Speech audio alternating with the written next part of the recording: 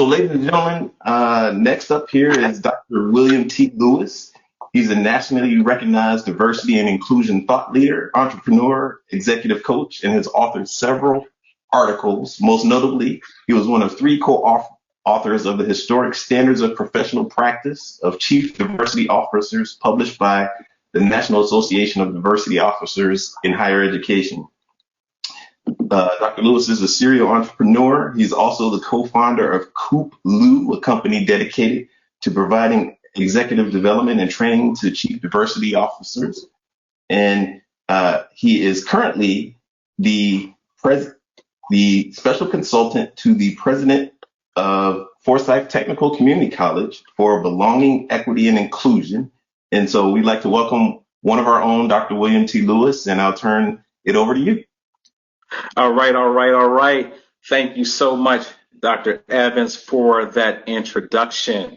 I am so happy, so excited to be here with you all today. I hope that you all are enjoying your conference, and I am going to do a little bit. I'm going to try to move my screen out of the way so I can see my PowerPoint slides.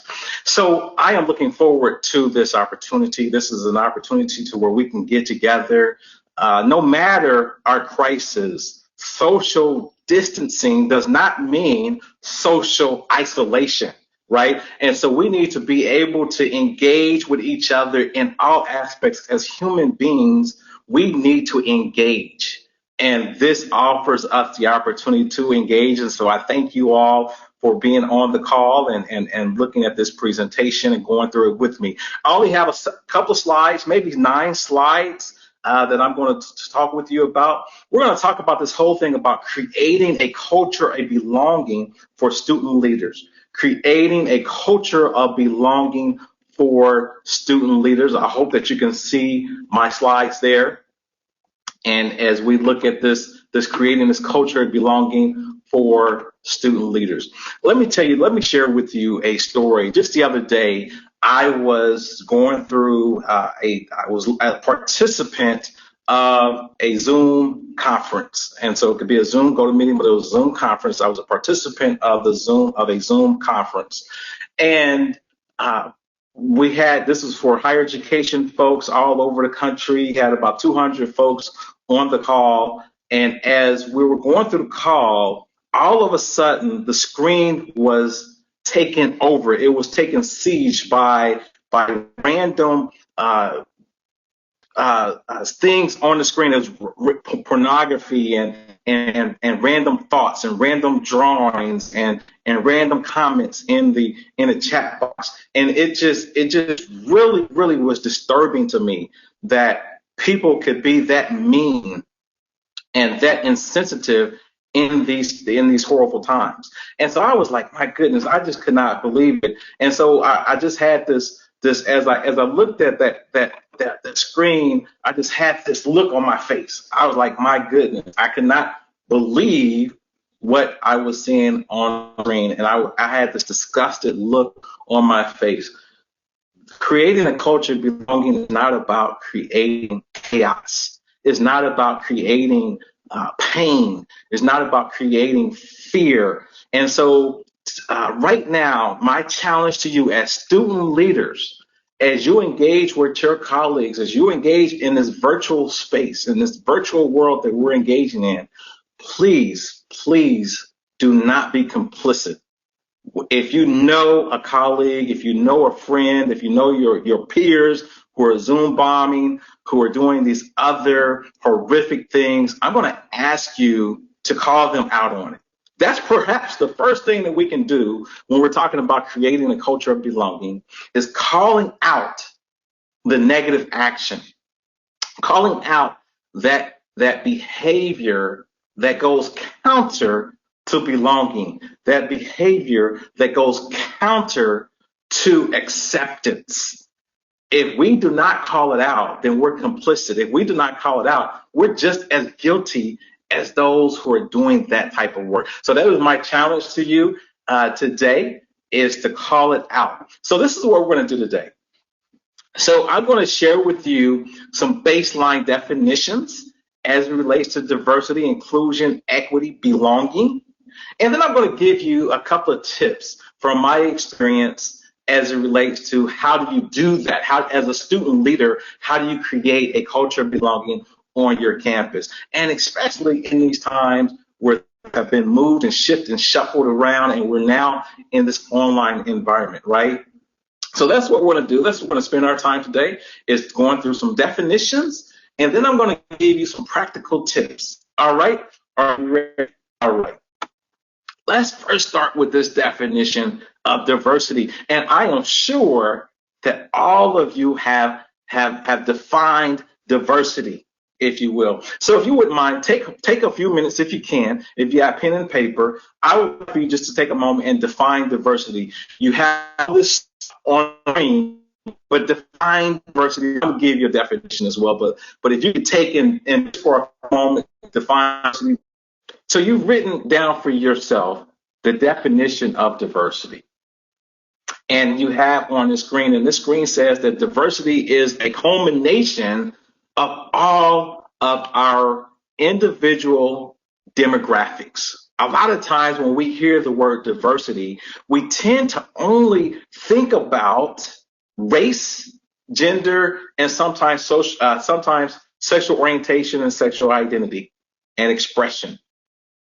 Diversity is so much broader than that, right? And so we have these puzzle pieces. We have diversity relating to our spirituality, relating to our race and our gender, our economic level, our skills and our profession, our nationality, our geography, disability, education, our habits, our age, our sexuality, our gender. Diversity is everything that makes you who you are.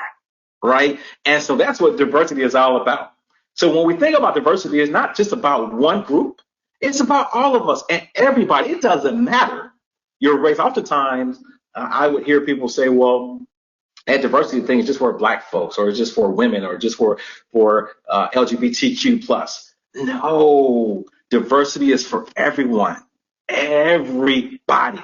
Each individual is a diverse individual, no matter what, because we all come here with different skills, right? Different abilities, different perspectives, right? No one is a monolith. Everybody is diverse.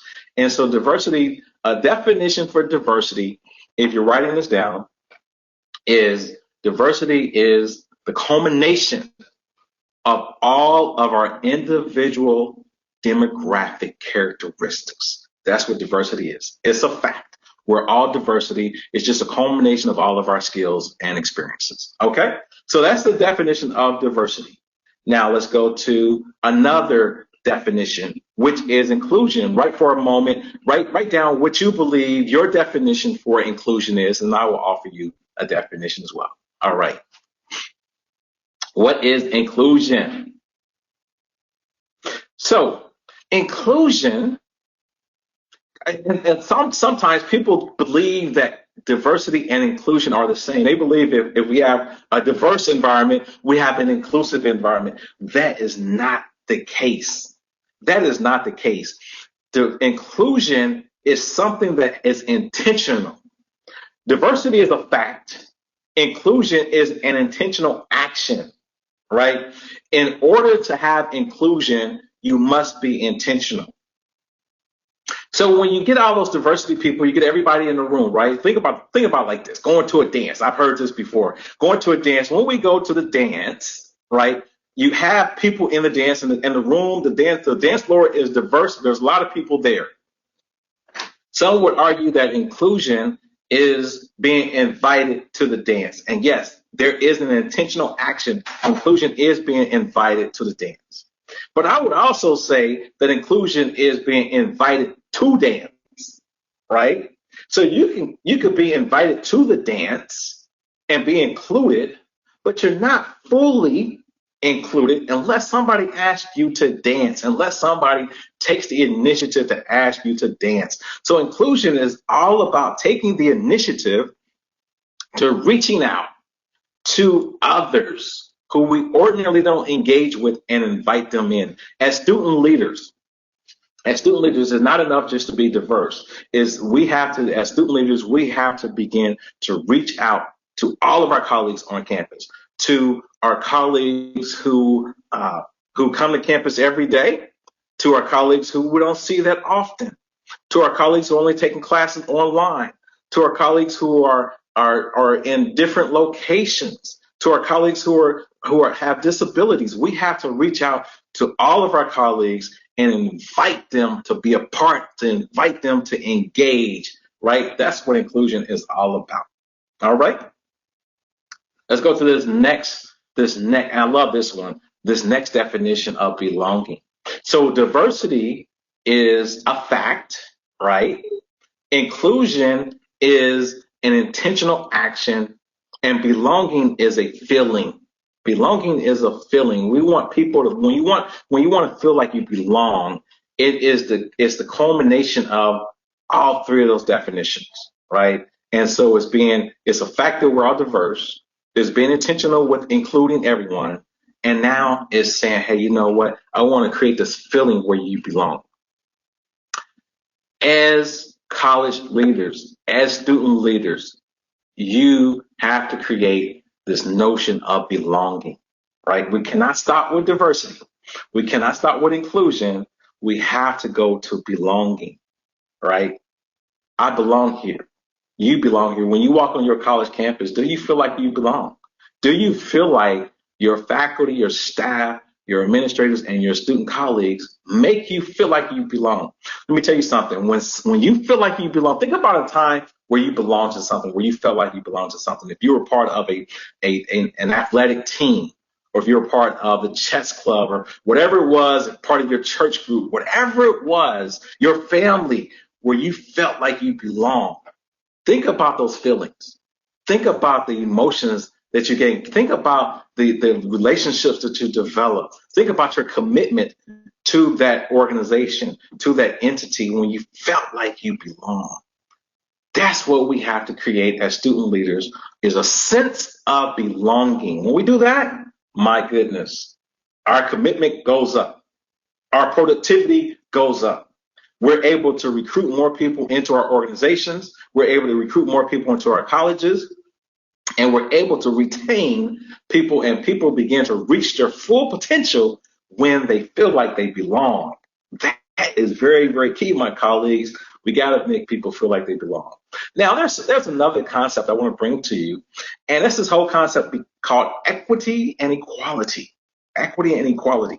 Right now, especially in our community college systems, we're really looking at this whole notion of equity-mindedness. How do we move, and how do we create an environment that is an equitable environment, an environment of equity, if you will? And so here, I love this picture, so I'm going to explain this picture to you, and you've probably seen this before, but I want to break it down for you, if you will. So just give me a moment. On my left-hand side of the screen, I see this word called equality, and I see 3 people standing on 3 boxes. What usually happens is, and when we're thinking about equality, equality says that we're going to give everybody, no matter their needs, no matter where they are, we're going to give them the same thing, right? And so we're going to have equitable. We're going to call ourselves being equality, right? Well, what generally happens is, if we look at this picture, you see this guy that's pretty tall. You see another person that is not as tall, and then you see someone that is short. All 3 of these people are trying to watch this baseball game, and there is a barrier in front of them, right? That fence is a barrier that's in front of them. A lot of times we all come to the table with natural characteristics and natural abilities, and sometimes some of us, our abilities and our characteristics and our natural, they're not dispersed equal across humanity, right? And so in this scenario, you have someone that's very tall. So that tall person could actually, if that tall person was not on that box, that tall person could see over that fence and see the game. The next person, who is the second to that tall person in the red shirt, that person, if not on that box, I suspect if they stood on their tippy toes, they probably could see the game. And then that last person in the purple shirt, would not be able to see the game at all is because they're not as tall, right? And so the fence creates a barrier. And in order to be fair and practice equality, we give everybody a box. And what happens, colleagues? Look at that box. What happens when you see that box? What happens when you see the boxes, right? Does people's circumstances change, right? The short person still can't see the fence, see over the fence with just one box. The tall person really does not need the box to see. And it's the second to tallest person, the box helps them out, right?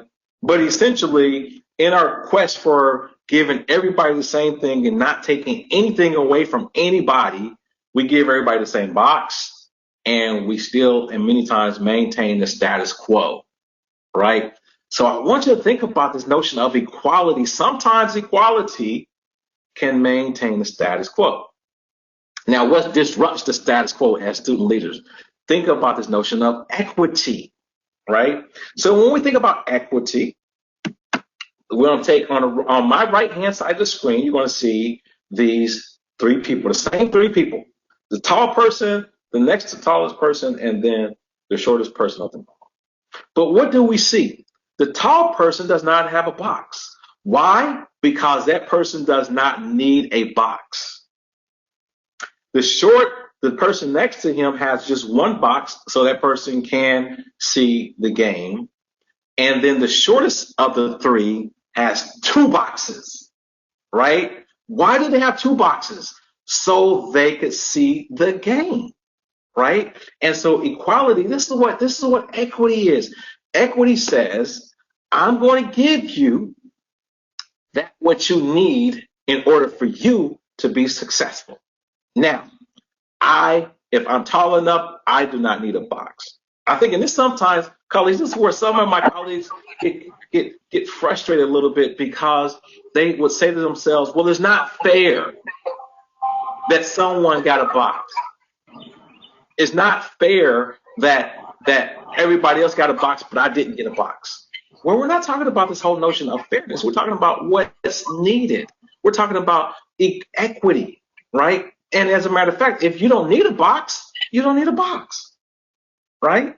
It's not fair to give you a box, and if we give everybody just one box, and then our colleague who cannot see still cannot see, well, that's not a good use of our resources.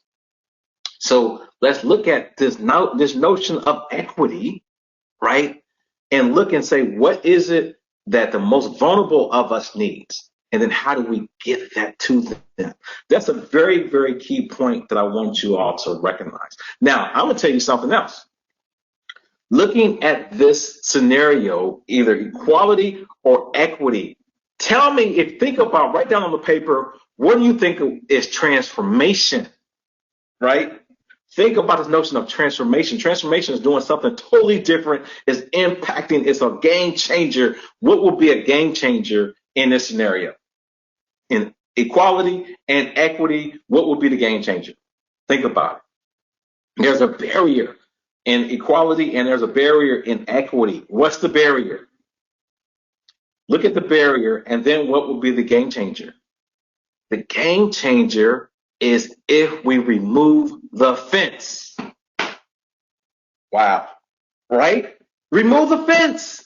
When you remove the fence, there's no barrier. When you remove the fence, everybody can see. Oftentimes, when we think about diversity and discrimination and racism and sexism and all these other isms, there's a fence right there.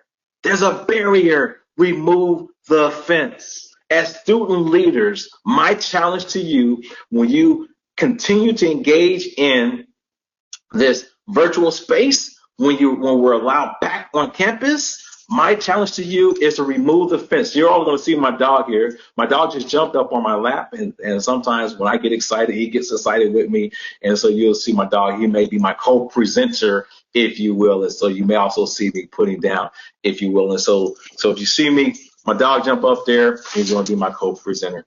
Remove the fence. That's my goal. So now let's talk about how do we remove the fence for our colleagues? How do we create an equitable place for everybody to achieve their full potential? How do we create an environment of belonging, right? Removing the fence is creating an environment of belonging. That's the whole message. So when we want to create an environment of belonging, a culture of belonging, let's remove the fence. All right. So let's get into this. Okay, colleagues, I want you to really take some notes here. So now we have moved from the definitions, and now we're about to move to some practical applications for the next couple of moments. When I was vice president at Virginia Tech,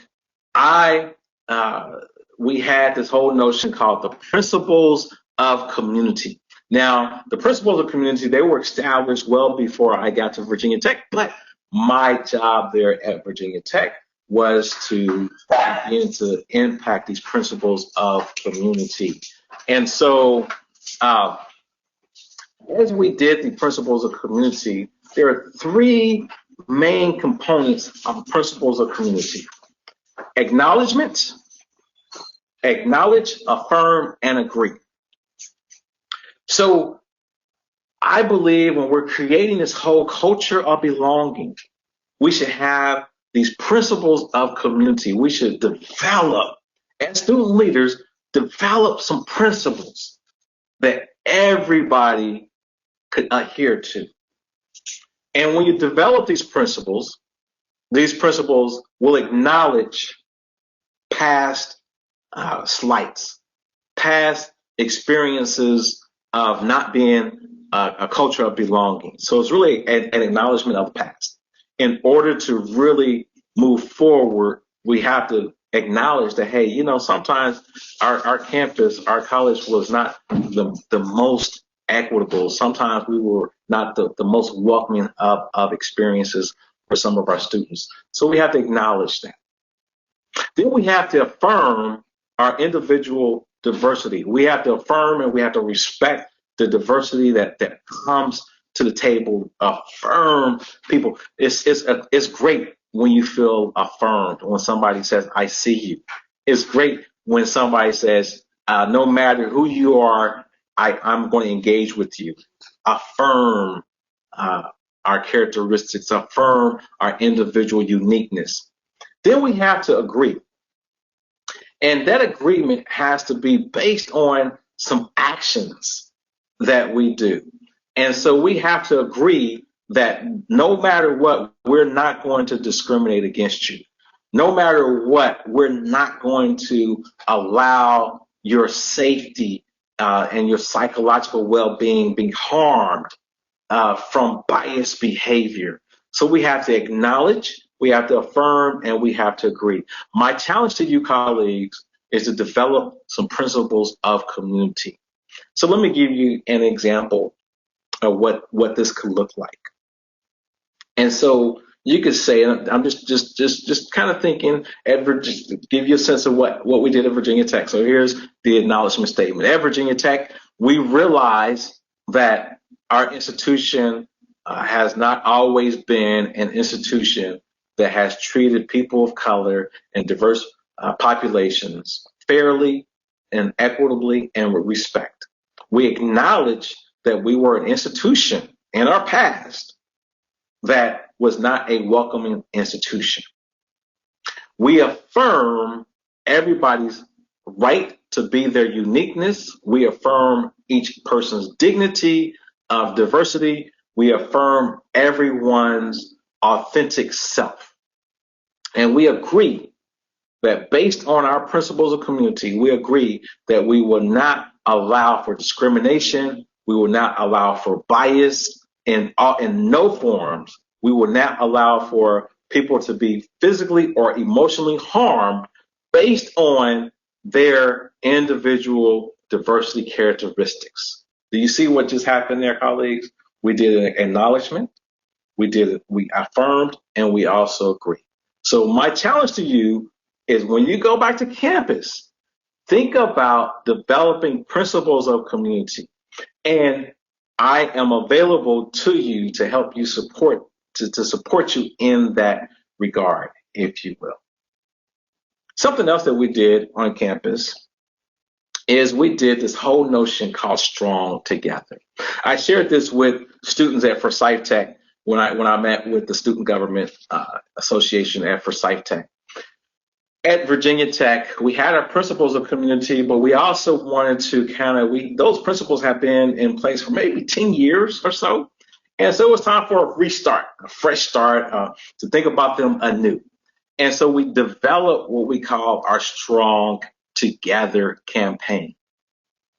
And our Strong Together campaign had several components to it, but the component I'm going to talk to you about right now is the one that had this T-shirt campaign. And so what would happen is we developed two sets of T-shirts. One said Strong, and the others had Together on it. So one across the shirt it said Strong, the other said Together. In Virginia Tech colors, maroon and orange. And so when you had on the Strong shirt, and if you saw a colleague on campus that had on a Together shirt, you were supposed to go across campus and introduce yourself to that person. Hey, how are you? My name is William Lewis. What is your name? What community did you come from? What are you studying? So basically begin to learn your colleagues, right? Begin to learn your peers. Begin this whole notion that we are stronger when we are together. We are strong together. And so that creates a culture of belonging, right? A very practical tool, a very practical piece of action that we can do to create that culture of belonging is creating Strong Together. And again, it doesn't have to be the Strong Together. It could be some other words that you put together, something that's uniquely yours to your college campus. But the message, the principle that I want us to get out, let me take a swig of water. The principle, the message that I want us to get out here is that we need to be intentional about engaging with each other. So the Strong Together was all about this notion of intentionality of engagement. Creating a culture of belonging as a student leader. When you're intentional about engagement, that's when you begin to create that culture of belonging. So, colleagues, develop principles of community for your college campus. We can have 58 principles of community all across the North Carolina community college system. And I say it's up to you to do it. Right? Don't wait for the administrators. Don't wait for the faculty. Don't wait for your faculty advisors. You are student leaders. You are students and you are leaders. You are leaders. So as a leader, take the initiative. That's what a leader does, is take the initiative. You are learning, you're a student, but you're also a leader. Take the initiative. Develop. My challenge to you, if you develop your principles of community, it's going to be, my goodness, it's going to change the whole concept of engagement on your college campus. And if you think about the Strong Together concept, if you think about the principles of intentionally engagement, those two words, intentionally engagement, you will see an environment that is so much stronger, that will go so much further, that people will be raving fans. I kid you not. People will be raving fans if you do this. So, colleagues, that is what I wanted to share with you in the brief time that I had with you. Be strong, together, principles of community, engage intentionally. You can do this. You are student leaders. I believe you. I trust in you. I know you can do this. If you want to engage with me, I am at William T. My email is william@williamtlewis.com. Shoot me an email. Let's continue to talk. I'm also at Forsyth Tech, so you can reach me there up until May. But I would love to engage with you, love to have conversations with you around this whole notion of diversity and inclusion. equity and creating a culture of belonging. I want you to do it because when you create that culture of belonging, you're going to create a much better organizational and campus culture for you, for your colleagues, and for students to come. Thank you so much for giving me this opportunity to engage with you. I wish that I could be there with you in person, but this is good enough. And so I hope that you enjoyed our time together, colleagues. Take care. Ladies and gentlemen, I'd like to thank Dr. Lewis for sharing his words of wisdom and expertise around diversity and inclusion. A couple of things to note.